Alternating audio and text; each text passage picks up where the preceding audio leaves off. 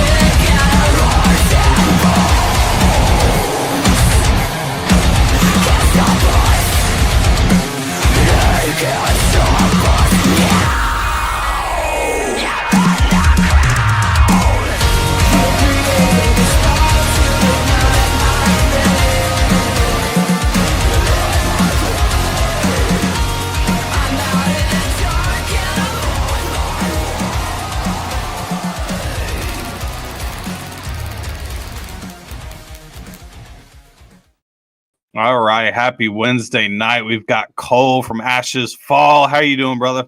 Oh, I'm doing great. Man, what a badass intro, by the way. And thank you guys for having us. Absolutely. We're happy to have you here. That's all this man right here. I mean, all that man. Yeah. I do a good job sometimes. So, unfortunately for you, this is a whole ass shit show. Like, we go all over the goddamn fucking spectrum at this show, and you by yourself, so you're kind of fucked. I'm ready for it. I haven't. Right. My other guys were supposed to be here, but I guess they're having some technical difficulties logging That's in. right. Well, if they pop in, they pop in. If they don't, it's all good. You're stuck We're in the all hot seat. we're all good. I'm here. We got this. Not just that, but I'm the founder, so I can give you an extensive history. Yeah, and you guys have been around for quite some time. Yeah. Man, like 2011, I think, roughly. Yeah. It goes by so fast. You guys have been around for quite some time and have done a lot of stuff. And I know we were kind of talking about it with some of these smaller bands, and they're like, man, we just don't know when we're going to hit it off. And I'm like, how long have you been around? They're like, oh, 3 years. I'm like, nope. There's this weird like little gap. It's like it takes 7 to about 12 years before you actually start making fucking headway. Unless you got like serious fucking cash to just buy your way into like massive buy on tours and shit like that. But most of these small bands don't fucking have that.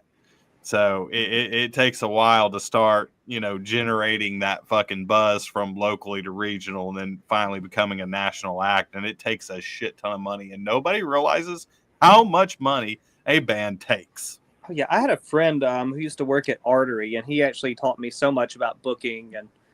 And most people don't think about that. It does. It costs $1 million to break a band into the mainstream. And, and that doesn't, that's given that they have the backing, that have somebody putting it behind them, and the actual strategic side of it as well. And then even then you're looking at, like probably like 2 years or 2.5 years of them playing like half empty shows before it finally starts to pay off.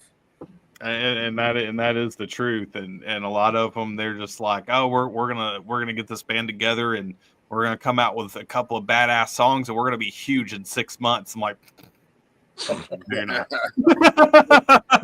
No, you're not. No, but the songs do help to a degree. But I mean, they're not, they're just what gets your foot in the door, you know. Like there's so many other things, like how you carry yourself, you know, making sure that you have a good work ethic, making sure that you do the steps that you need for that buzz to, you know, for that wave to come and be able to ride it. Because I mean, that's what it is, you know. We're riding that wave as far as we can, and then when that wave winds down, then you have to kind of pick back up the motion again and hit the next wave. Right, exactly. Hey, Miss Caitlin, how are you? So yeah, it's absolutely fucking nuts what it takes, and it's like you've got to stay, especially nowadays with social media. If you're not like on social media 24/7, that's a goddamn job in itself for a fucking band. Oh yeah, it's a lot of work. We're fortunate. We have really great management, and you know, shout out to Kaylin. She actually helps run our social media, which has been such a blessing because that allows us to focus on other aspects of things that we need. You know. Yeah, I've seen her in the area of social media and stuff for quite some time, and I started looking into her, and I'm like, dang, this girl does a lot of shit for a lot of bands. I'm like, so I actually hit her up today. I was like, give me a list of your bands. Because I want them. I want as many of them as fucking possible. Oh yeah, she we has got them too. another. Hey, what's going on? Hey, So- sorry about that, guys. I know you're good. You're good. No Good, problem. you made it, Ronnie. Yeah. We haven't even really gotten into any kind of tough questions. We're just doing like the little introductory bullshit. Yeah, you missed this really badass intro where they had our band name written in fire. Oh, there you go. Hey, we got a lot of cool shit every once in a while. So getting into it, and we go all over the place with our fucking questions. So just kind of hang with us because it's going to be fun. If you guys could go on tour with any three bands of your choice, dead or alive, who would you want to go on tour with? Ooh. Yeah, he likes to start off with the hard questions. Okay. I'm sure Ronnie will be in agreement with most of this list, but Seven Dust would be at the top, I'm sure. Mm-hmm. 10 Years. Okay. And, STP. Okay. But Scott era STP. Well, yeah, I mean, it's got. Well, I mean, Chester was. He good. was, but there was just something really special about Scott's voice that. Yeah, I agree. I mean, I wasn't a huge STP fan. I actually preferred Velvet Revolver for some reason. Oh, yeah. I don't know why, but I really dug Velvet Revolver. But you know, To each their own. it's all good. And 10 years, I'm definitely down with because, hell, the band I played for, hell, I can't even remember their name because it's fucking 15 years ago. We got to open for 10 years and we actually hung out with them. Those guys were a lot of really fucking cool guys, and they hadn't been out long. I think they had just came out and started blowing up on the radio. And I think I'd only heard their song, like, I think, what was the name of that goddamn song? Was it There Wasteland? we go. Yes, Wasteland.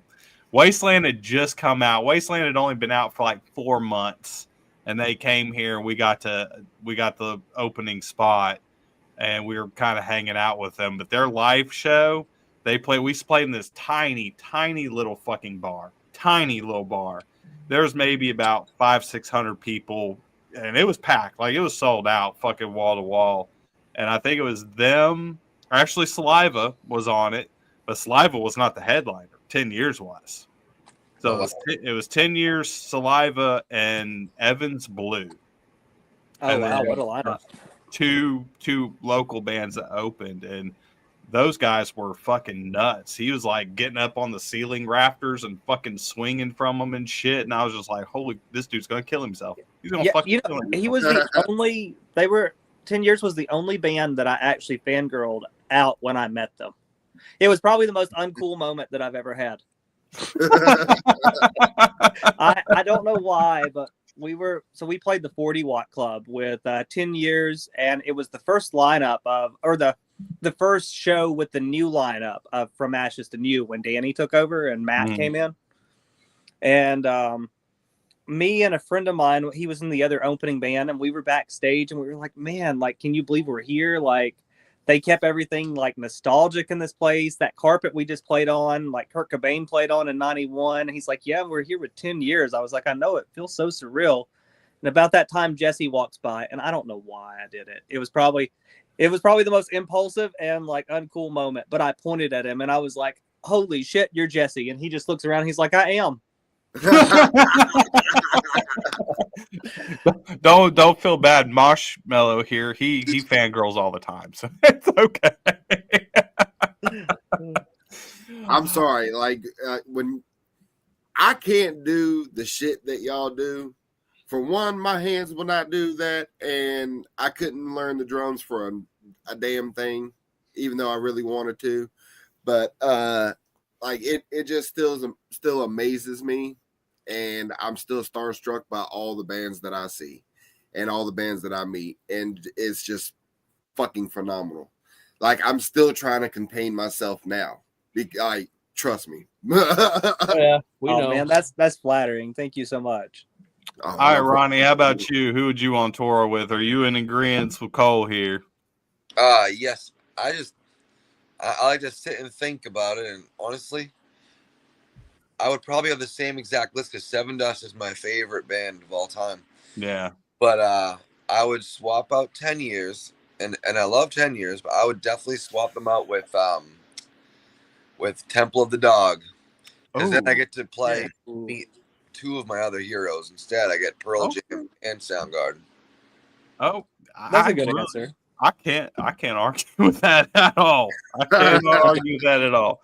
You know, I got real lucky. I always wanted to see Temple of the Dog, but I never got a chance to. But I did get to see Soundgarden, and it killed me because I finally got to see him, and 2 weeks later, Chris Cornell was gone. Oh man, and they were one of the headliners at Welcome to Rockville, and I happened to be there. That sucks. That shit was amazing, and I was like, I can't wait to see him again. Then 2 weeks later, I was like, are you fucking for real? I had the same experience with Tom Petty. I saw him like less than a month before he passed. Oh, I always wanted to see them too, and I never fucking got a chance because my mom was a big Tom Petty fan too, and I grew up with Tom Petty in the house. Mm-hmm. And like I was always like, my mom's like, we're gonna see him at some point. We never got the chance. He just never came close to where we were, and then fucking gone. That dude could play. Oh yeah, amazing artist. Yeah, I had a similar moment, but mine wasn't quite seeing them, but that Rocktoberfest show that we were talking about that we ended up doing out in Kansas. We actually got offered a show it was in Kudawa. It was the last show that Ollie played from All That Remains. Yeah, and it was it was 10 years. It was non-point, and it was All That Remains, and we got offered it, and we had to turn it down because we were already booked for that other festival. And I just thought, you know what, it'll come around again. And then like when we got back, that Rocktoberfest ended up making Loudwire because it was like, you know, the first time that I think the article said former Mushroom Head members reunite for the first time in years. And it was like a really big article. And then like right after that, I remember like seeing that article when I got home, and I'm like, well, that was cool. That's cool that we were a part of that. And then I seen the article about Ollie, and I was like, fuck me. Because he was one of my biggest influences. So I always just wanted to pick his brain, and it just never got to happen. See, I seen him with All That Remains, but the one thing that really stood out with Ollie is there's one year that I went to Welcome to Rockville, and we were all waiting in line to go in, and it was early. Like it was like fucking 10:30 in the morning. I don't think gates opened to like 11:30 that first day. And he was outside walking down the lines, like pictures, hugging people, shaking hands, signing autographs, just him, just walking around, just randomly going up and fucking talking to people. I love that. Like, and to me, that spoke volumes about who he was as a person and how much he actually cared about those fans. And I mean, absolutely. I don't think he skipped one person. He came up to me. He came up to every single fucking person. It was like, thank you for being here. And especially if they had like an All That Remains shirt or something like that. Like he was all about it, and I've never ever seen a big band of that stature do something like that. I believe it. Everybody that I've ever met that knew him, they all say just incredibly like just nice things. They all say that he was like a teddy bear. Mm-hmm. Yeah, he definitely really seemed like it. Kind. Yeah, it was awesome. All right, Mosh, you're up on deck, brother. Well, I mean, as y'all can tell, I'm a big fucking nerd. So I'm going to go right into the nerd questions. DC or Marvel, guys? Marvel. Oh, that's a hard one. Marvel easily. Your boy came out with that. I don't know. Real quick. I don't know. I guess I will go with Marvel. Marvel easily. Yeah. I'm surrounded by Marvel gear. I'm a big fan of Marvel myself. Oh, hell yeah. Yeah. All right, so the second part to this question. Who's your favorite hero and who's your favorite villain? Easy. I would say my favorite villain's the easiest answer. Green Goblin. Okay. We haven't got that one before. Nope. I'm a diehard fan. I've been ever since I was like, I don't know, 7 years old. I've wanted a detailed portrait tattoo on my arm of Green Goblin, and I just haven't got it because of money. Just money. I don't know. But, Favorite Max. fan. Favorite hero, Gambit. Okay, yeah. I'm not mad at that. I'm not mad at that. Both of y'all got to answer the hero and the villain. Oh. Yeah. Okay, Ronnie, you're up because I'm gonna think a minute. All right. For my hero, my favorite. I got a double answer for you. I want to say my favorite hero is Punisher, except my favorite comic, because I'm a huge comic nerd. And I have to separate this. My favorite comic is Hellboy. Okay. Hellboy's the best. Yes. Not mad at that. I actually got to meet and shake hands with Ron Perlman at GalaxyCon. Oh, dude, man. You have no idea how fucking excited I was to shake the hand of motherfucking Hellboy, dude. Did you and cream then after, yourself? no, shut the fuck up.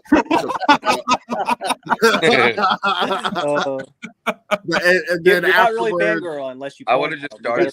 That. I would have just started singing the Sons of Anarchy theme song the minute. But here's the thing: not only did I get to see him, but I also got to shake hands and take a picture with Charlie along with it.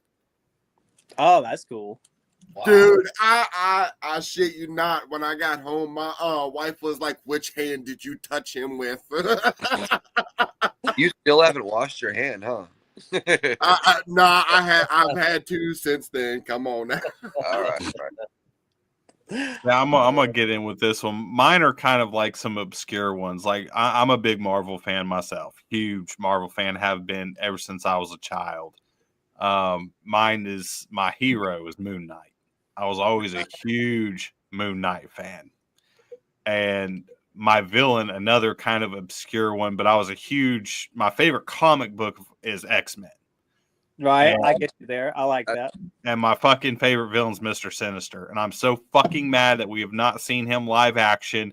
And they keep teasing him. And I'm like, y'all motherfuckers, you got to stop being a cock tease because this is pissing me the fuck off.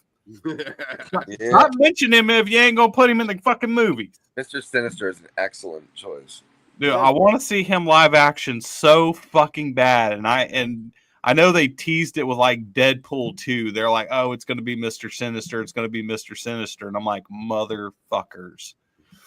and I do love Hellboy. Like, I do like Hellboy. I'm waiting for I want to see them kind of like redo it and make it a little bit more gritty like it really actually was. I think for me, probably Spawn. Ooh, Spawn's good. Yeah. I've heard they're remaking it and rebooting it. That'd be nice. Well, they've already casted who's going to play Spawn. Yeah, hopefully they do better than the Crow, because I love the original Crow. In fact, that's part of the reason why our logo is a crow. Bro, I feel you on that one too. That was my favorite movie of all time back then. I mean, R.I.P. Brandon Lee. Damn. Oh yeah, Yep, it was a work of that art. is one name I will remember forever, and I will make sure my son watches that fucking movie. I know they got Spawn. Jamie Foxx is going to play Spawn. Yes. Oh, that'd be good. I've been waiting for that But one. I think that's the only person that they've said anything about being casted to the film at all. And it was supposed to already be done and out. And then it got pushed back to like 2026 or something like that. So Spawn's supposed to have been remade for over 9 years now. He's just the creator of Spawn refuses to trust anybody with any creative thinking or creative. Todd McFarlane, his drawings are amazing. He wants to control everything, and no one will work with him. That's the problem. He wants to control everything, and I get it as an artist. I get it, but you gotta be willing to work with people. That's why it never comes into fruition. That's terrible. That's absolutely fucking terrible. Yeah. All right, CB, you're up, brother. All right, guys. So, what is your guys' greatest party story? Ooh, that's a good question. I don't know if I can tell those. Yeah. Hey, no. We come with a warning label. Just let you know. No, here's the thing. No, I get it. I get it because like we've had bands come on that've had like been at parties with other like way bigger bands where some shit went down, and they're like, we don't really want to say it, just in case they see this shit. But like we'll tell the scenario, but we won't say who it involves. Yeah. Okay, so I would say I don't have too many party stories with other bands. Not too many, but we did fairly recently hang out with Scotty Austin and their band when they were in town with Rehab this last year, and we were just hitting up Waffle House and stuff at like 4 or 5 in the morning, driving around. Right. That's about all I have for rockstar stories. I'm thinking of what I can tell. The safe hours of Waffle House. Yeah. Do you know how many stories I have about Waffle House? I could make like a fucking 10-part miniseries on fucking stories of playing in bands and going to Waffle House after a show. But you know what? I just remembered that I can tell you that's not rockstar related, but might as well be. Is my brother always used to host these New Year's Eve parties, and one year he was just showing out, and we were like 26 hours in on this New Year's Eve party that was still going.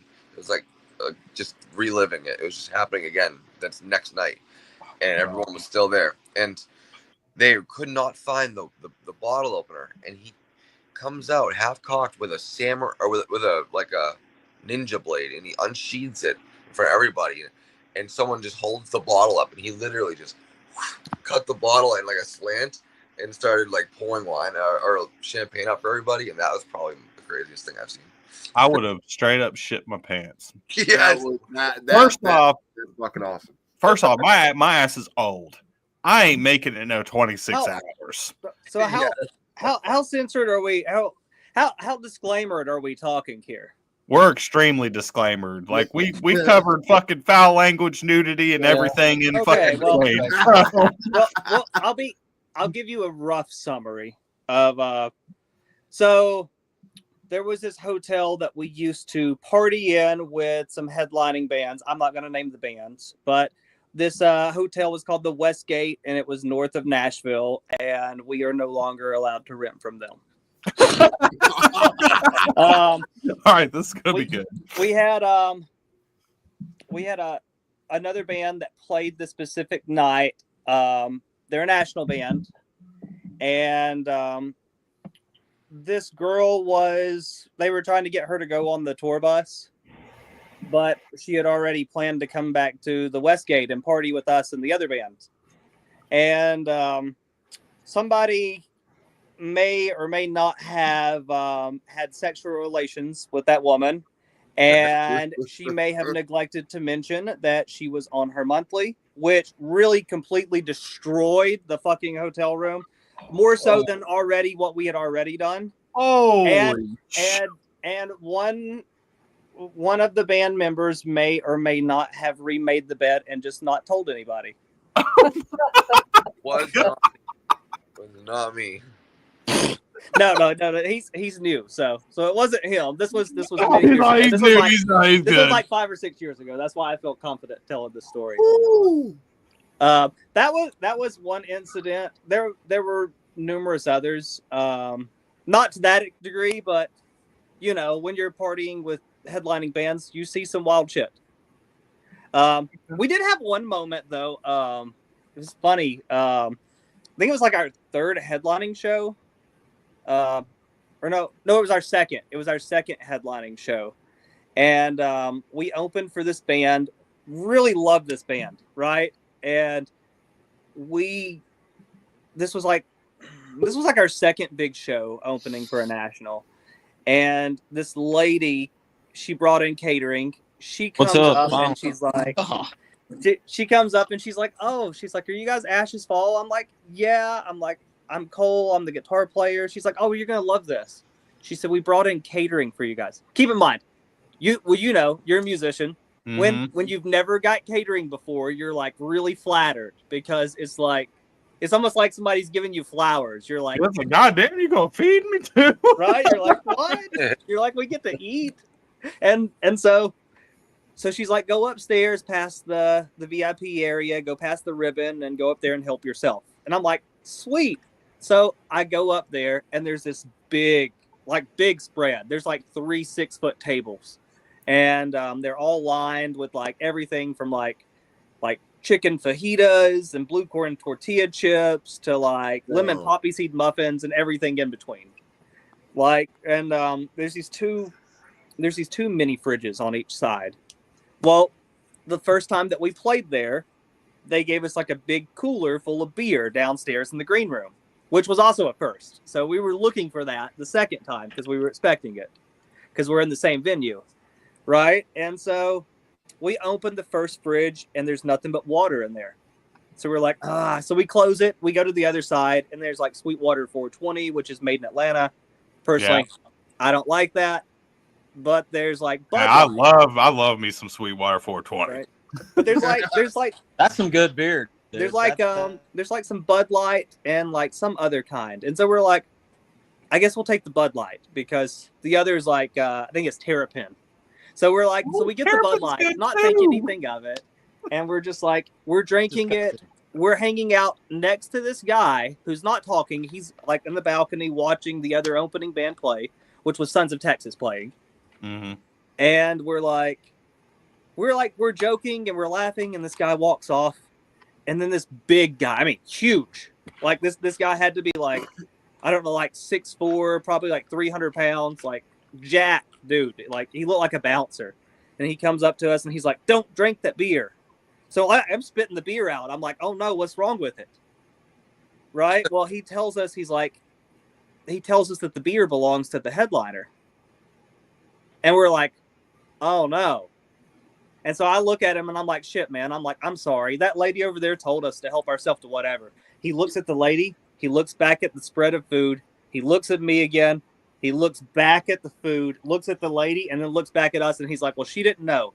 He's like, please, fix yourself another plate and then leave the VIP area because they're about to do their pre-show ritual and they don't want anybody up here, which was just politely them saying, get the fuck out. Right. At least they were nice about it.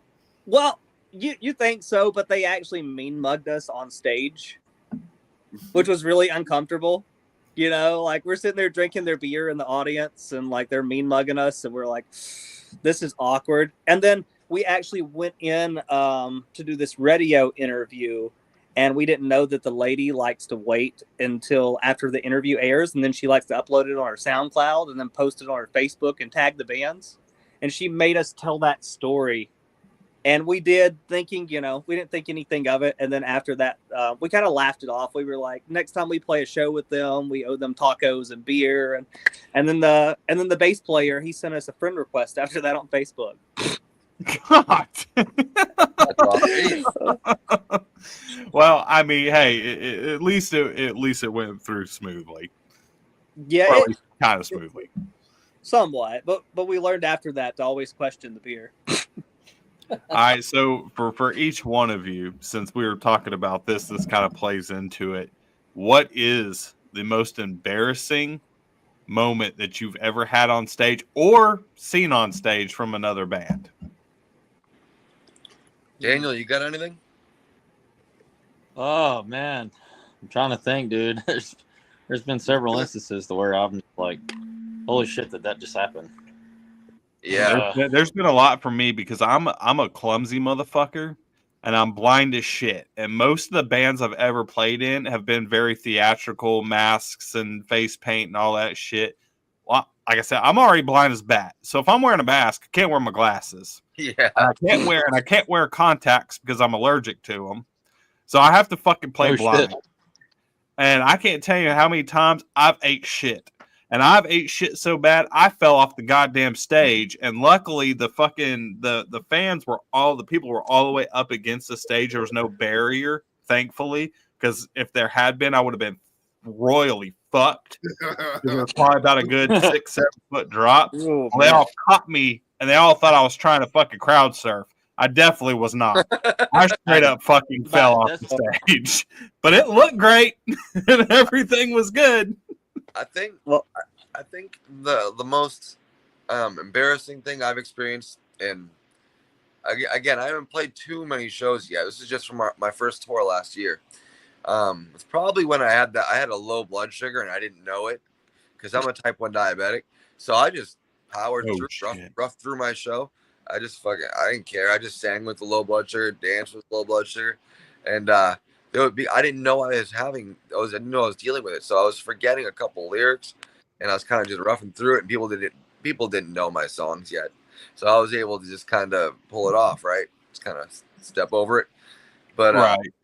I had dealt with that during the trap show, and my blood sugar it was so embarrassing that I literally fell asleep, waiting for my blood sugar to come back up. I missed the entire next band set. I woke up oh, you guys did great. Yeah, we had the weekend at Birmingham. We were over there just lifting his hand up. Great. Probably the worst band ever. And you're like, fucking excellent. Yeah. I'm a fan. Matter of fact, I'm going to buy a damn shirt. Well, I guess back to what you were saying about, the stage being a 6-foot drop. Yeah. My most embarrassing moment actually happened before going on stage. Thank God. It happened during sound check. We were at the Masquerade in Atlanta in the Heaven venue. Oh, God. Opening for Monster Magnet. And I'm kind of a shorter dude. I don't know if you can tell by the photos, but You're like 5 foot nothing, bro. Yeah, me and LJ are the same height. When we opened for Seven Dust, we seen eye to eye. Oh, shit. Yeah, I'm not even kidding. Guy. And but when we opened for Monster Magnet, I was planning on getting in the crowd because I like to play in the crowd with people, and especially being wireless. And so I'm like, I put this chair next to this floor, like this tower speaker, right? Because there's no way I'm going to jump 6 feet off of the stage, Right. especially not with a guitar.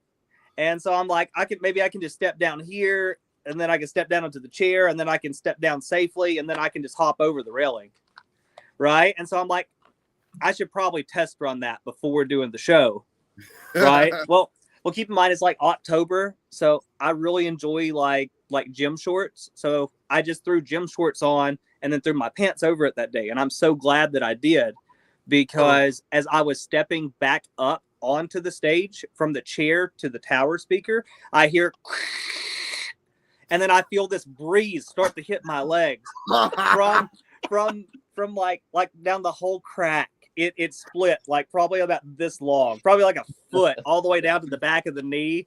And I was like, oh no. That was the day that I learned to be more prepared and always keep an extra pair of pants in my bag. but that was not the day that I brought them. Yeah, you always want to take extra clothing. Always. My embarrassing moment was probably I ended up playing that being whole on set stage in just the gym shorts and a shirt. It's Go ahead, Daniel. I'm Yeah. sorry. No, dude, you're good. My most embarrassing, nothing crazy like that. You know me, like a certain, I get into it and stuff, and I like to and stuff. And I was in before I was playing with Ashes Fall. We got into a pretty hard part of the song, and I was moving my bass, and I didn't realize that I was like 2 inches from the guitar player's head. So like, I kind of moved my guitar, the headstock of my guitar, and walked him right in the side of the head. So funny, Damn. so embarrassing. Yeah. Don't feel bad because I've done the same thing. I've done it twice. I did it to my guitarist and I knocked him out cold, like unconscious, to where the show couldn't go on anymore. We got 2 songs in, and of course both times I was trying to fucking flip my bass and do the whole goddamn throwing around the fucking shit. So, and both times my guitar strap broke. So first time I fucking threw it around, it went flying, hit him in the side of the fucking head, knocked him out unconscious. We were only 3 songs in.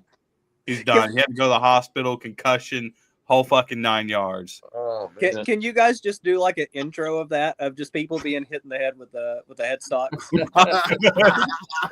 The next time I funny. did That'd it, be the funny. last time I ever did it, and of course, I was playing a small little festival like down in fucking Florida. And I had my fucking bass. I tried to do it again. Well, it broke. Well, it went straight up. Well, the sun was like right in front of us, already in our eyes. So it was already really bright and you couldn't see shit. So I'm standing there. I'm like, oh shit, where'd it go? And it falls on top of my fucking head and split my head wide the fuck open. Oh my god. Ooh. Luckily, I Yeah, had that's- backup bases. It fucked the bass. The bass was done. Like it cracked it, busted it, all hell and back. Luckily, Ooh. you know, one of our techs brought me out my other one, and I turn around and he's like tapping me on the shoulder, and he's like, "Dude, you're bleeding." I'm like, "That's fine, it's fine." I fucking wave him off, and I go through it. I mean, dude, it was gushing. It actually wasn't that bad. Like it really didn't even need stitches, but it looked a lot worse than what it actually was. But I mean, I was bleeding down my fucking mask, everything. Everybody thought it was like part of the show, but it fucking wasn't. You watched It the looked fucking awesome. you watched the footage later. You like thought you had a perfect fucking set, and you're just ass the whole time. No, it was terrible. It was so bad. I've You know had what so though? many- I guarantee you probably earned every one of those people's respect though, playing through that. Yeah. Oh, I did. I mean, I missed a portion of the song, like having to get a new bass and strapped in and back on. But like, yeah, I went through the rest of it, and that was like only 2 songs in. So we still had another like 4 or 5 songs to fucking go. That's part of it, man. You got to be able to play through it. That's Fucking mosh on. Oh yeah, So- I've seen so many I've had that instances. happen to me. I still remember seeing Al Jorgensen come out at Welcome to Rockville at with Ministry, so goddamn fucking drunk they face planted into the goddamn fucking stage. I mean, just fucking down, and gets up, and he's got blood coming everywhere out of his fucking mouth. He just kept on with the whole damn set. And I'm like, I can't understand a word he's saying, but damn, he's still fucking trying. Even though he just about knocked himself out. It makes me Sounds think like- of that. What was it? Was it Mick Thompson that was stabbed in the head and then went and he still did the show and then went to the hospital after? Yeah. Wow. Oh yeah. He wasn't Who even. was it that jumped off the Raptors into the crowd, and the crowd just completely missed him, and he fucking fell face down into the ground? I forgot who the hell it was. I He saw the jumped video. straight from the Raptors. I was like, holy shit, that's gotta hurt. Yeah, it had to be bad. All right, Mosh, you're up, bro. Alrighty then. So if y'all could build a fantasy draft band, who would y'all pick? Surrounding us, like if I was in the band. Sure. If you want to, sure. Yeah, sure. Oh, okay, because that would change my answer. Oh, that's priceless. I mean, you I got would a lot to definitely choose from. I would definitely start hands down putting Morgan Rose as the drummer. Okay.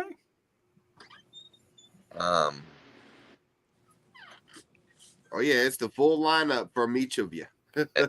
Yeah. Daniel, you want to pick the bass player, or you want me to? Oh no. Y'all Oh, each got to man. choose the lineup separately. Oh, okay. I got this. Ready? Ready? Here we go. I'm gonna put myself as the front man. All And right. I'm gonna put someone that does a lot of screams, so I don't have to. Well, then again, I got Morgan Rose, so I don't need that. I guess for bass, I would put Rhino from Mudvayne, Okay. and then for rhythm, ooh, Jerry Cantrell, Okay. and for lead, I would go with. I'm drawing a blank, but the lead guitarist from Stone Temple Pilots. Okay. I dig it. I can get behind that. Sounds like an awesome lineup. All right. All right. What about the rest of y'all? What about you, Daniel? Drums. I'm probably gonna go with. Oh, he cut out. I think he's thinking. Chris Parker on drums. Okay. Did you hear me that time? Yeah, I heard that time. He's a badass. Yeah. Guitar player, lead player. I'm gonna go with John 5. Okay. I'm not mad at that. Rhythm. I'm gonna go with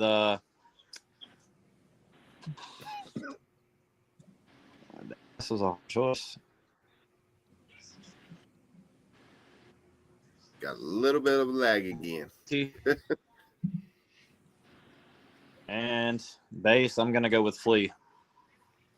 Oh Okay. shit. Okay. Not mad at that. And front man.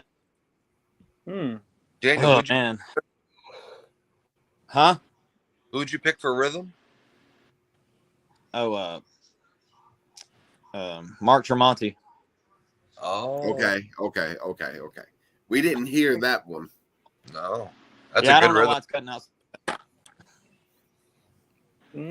I'm gonna go with Flea on bass. I'm gonna borrow from Ronnie Morgan Rose on drums because you're not gonna get a better showman. Probably guitar, Jason Hook. Okay. Absolutely Damn, one of my that's favorite hard guitar choice. players. If we're not putting me in, God. if we're not putting me on lead, then I would say for the other guitar, probably Aaron Fink from Okay. formerly of Breakin' Ben. Okay. Man, put yourself on lead. Don't be a pussy.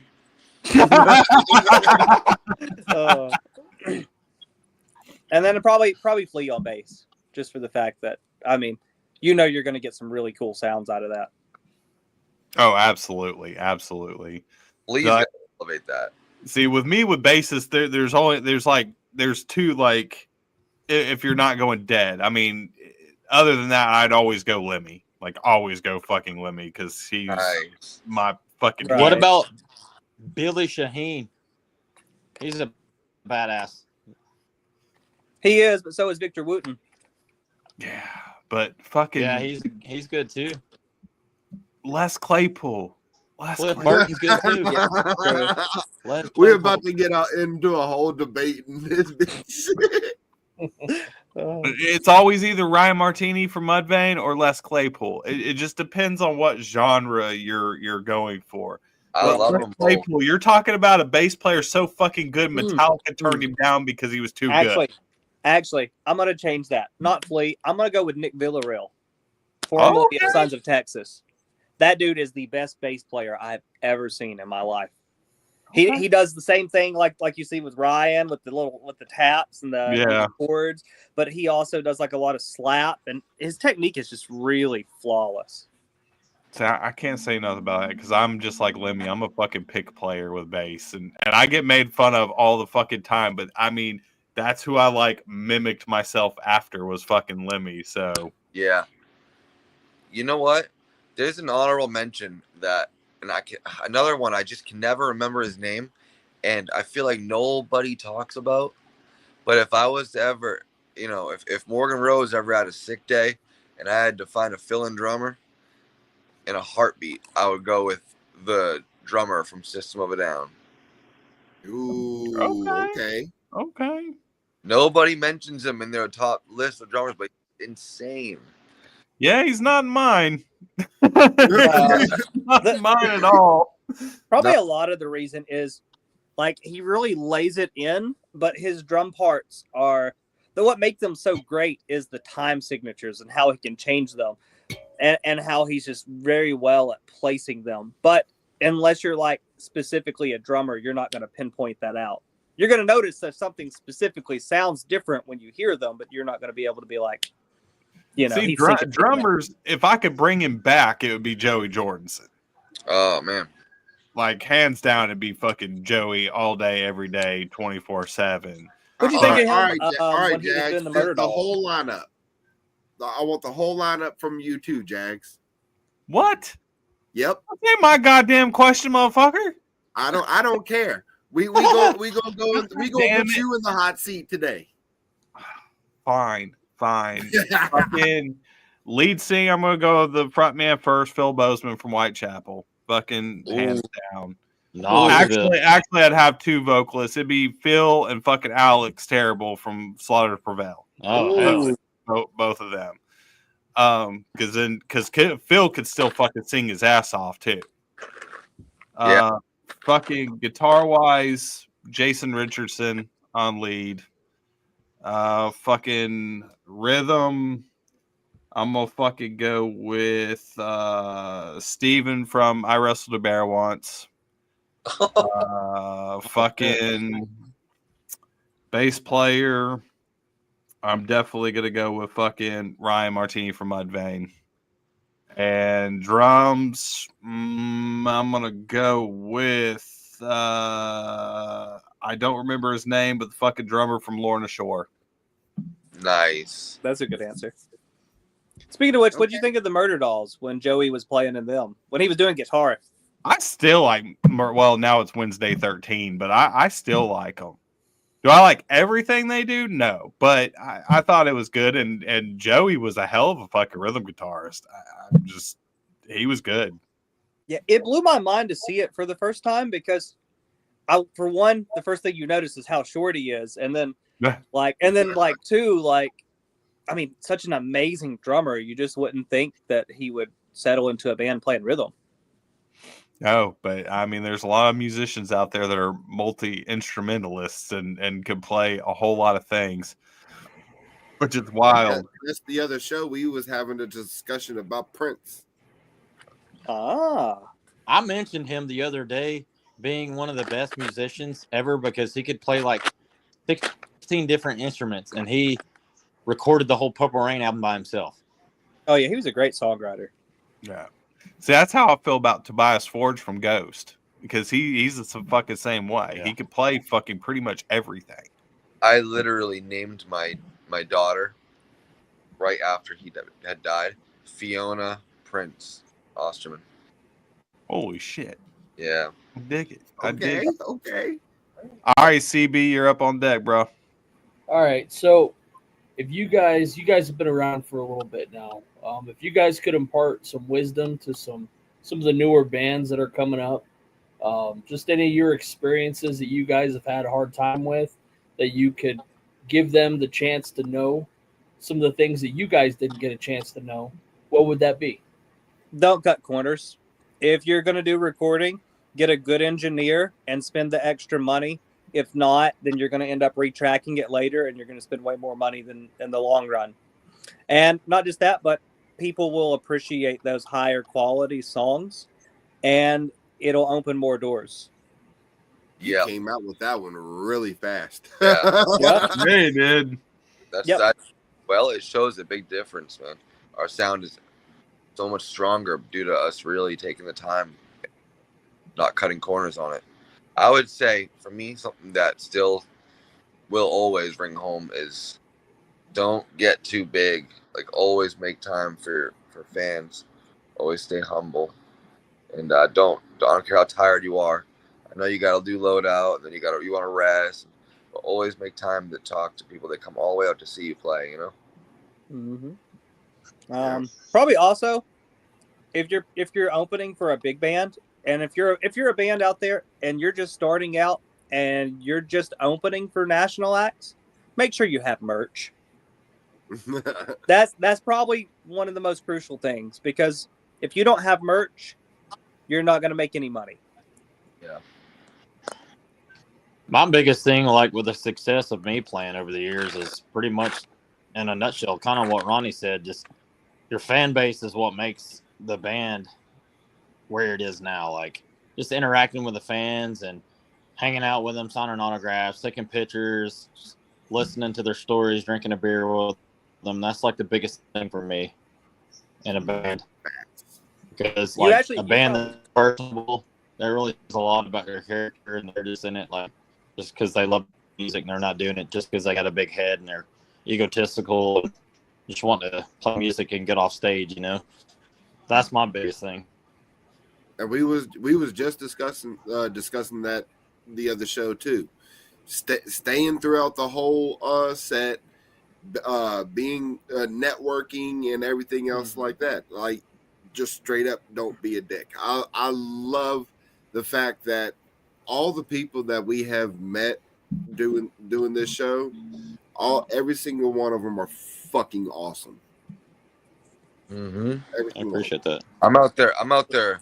Even if I'm the headlining band, which we've done, I'm always out there for the sporting act, or I'm out there for the headlining bands, and I'm mosh pitting and like singing along, and I'm supporting all the way. Yeah, Dude, definitely. Always support the other bands. But like you were saying earlier, you were going to go to that Spartanburg show, right? Mm-hmm. If you would have met us, you probably would have had a lot of wild photos. There were people outside they were coming up, and they were like, people were wanting to take photos with us. And then this one guy was like, he just thought that, he was just being funny. He's like, "Can I put you on my shoulders?" I was like, "Sure. You want a photo?" Yeah, let's do it. And so like after that, other people started coming up, and they were like, "I want to get in on this." They were like, "Would you mind it?" I'm like, "Yeah, let's do it." Whatever. We don't even care. Let's just fucking do it. Yeah, it's like I tell everybody, it's the most important thing in this industry, especially now, with the way that the music industry has become. Your number one thing is to network. Yep. Yeah. Stop fucking competing. It's not a goddamn competition. You're not fucking playing sports. It ain't fucking football. You're not scoring points for how good your goddamn song is on fucking stage. There's no point. 100% accurate. Because my biggest thing is, like, there's a lot of bands that will just like cutthroat you so bad, and for why, I don't know why, but that's just a lot of bands like they try to cutthroat all the time. And, oh yeah, I mean, it's even happened together, Yeah, it's even happened to me in the entertainment industry. Like, I've had people fucking try to say terrible, horrible shit about me and put it out there just to get rid of me because they look at me as competition. And I've seen bands do it. Yep. I see it still to this day, every day down my timeline, because like I follow so many fucking bands through Sound Injection and my own personal pages, and I still see it to this day of fucking bands just destroying each other. I'm like, for what? What is that doing? All it's doing is showing you as a big goddamn fucking child. Stop it. Stop it. Yep. Right. I want to take your hand and fucking smack him. Like, stop your shit. Knock the fuck off. If y'all would just, if you don't like somebody, that's fine. You can just walk past. Like, you don't have to start shit. You ain't got to go on social media and fucking bash the fuck out of them, call them names, and tell people terrible fucking things that didn't fucking happen. Like, you don't have to do that. There's no need for that. No. Especially because one hand washes the other. If you network and you do like you're supposed to do, then you'll make friends, and those friends will open doors for you, and vice versa. Absolutely. Like I sometimes reach out to other fucking podcasts and other stations. They're just like, "Hey man, what's up, man? Fucking let's work together." And a lot of them tell me go fuck myself, but there's a few that have been like, "Okay, cool," and we've worked together and fucking shared information about getting a hold of bands. They might hit me up, be like, "Hey, do you have the contact for this band?" Absolutely. Because why the hell am I going to fuck that band? Right. If you're not, they want to interview with everybody as much as they can get out on fucking media. So why am I going to fuck? If I sit there and say, "Oh, hell no, fuck you, go get it yourself," I'm fucking that band too. Yep. it's not just them you're hurting. You're hurting all these fucking bands that could find new fans through that different show. I mean, we all got different fans. We all don't have the same goddamn following. So why would you do that? Same thing with bands. Like, you could get with bands and fucking talk to other bands, trade shows, go on tour together, fucking hang out, become friend. Hell, you might meet your next goddamn best friend in one of those fucking bands. You don't know. It doesn't That's have true. to be cutthroat. No, it doesn't. And it's fucking ridiculous. And I can't believe that adults still act that way. Oh yeah, it's like that. That's like that all the time. Yeah. I'm like, get over yourself. That's another Not thing, I guess. to. Also, advice: let it roll right off your back. Don't Mhm. you know? Don't let what other people, because in this industry, everybody has got an opinion, and and you're going to get so many people that probably starting out, people might tell you your song sucks, your band sucks. You're going to hear that a lot until you find people that like it. Yeah. But that also goes back to also having that quality recording, because if you have that, then people are more willing to listen to it because it's smoother to their ears. Exactly. So now that we are at the end of before, because we are playing y'all's video for, I think it's, we have Shine Through. Yes, we do. So we're going to play that music video on our way out. Is there anything that you guys would like to plug? Where can people get your merch, and where can they get your music? Yeah, so we're about to be relaunching our website soon, but follow us on Facebook, TikTok. I think our Facebook handle is official Ashes Fall. You can find us. You can pretty much find our Facebook, and everything else is on there. Merch, we just got a bunch of new merch in. We're actually going to be posting photos and stuff of that soon. And I mean, really, we're about to be kicking. Well, we've already started to kick off this tour, but we've got some really cool stuff planned for the reality tour, which is going to be our next single. But in the meantime, we'll be more details on that soon. Enjoy Shine Through. Fantastic. So you guys stay put, hang out if you want to after the show. We'll talk to you more. Everybody else, stay put, watch the video for Shine Through. Go hit up Ashes Fall on all their social medias. Go fucking follow them. Shout out to media. Absolutely. And Kaylin. She is wonderful. Yeah, she is absolutely wonderful. Yes. Thank you. Thanks for having us. Absolutely. So on that, here's Shine Through. We will be back Friday night with another band. And until then, be good, love each other, don't do stupid shit, and we're out. Be safe.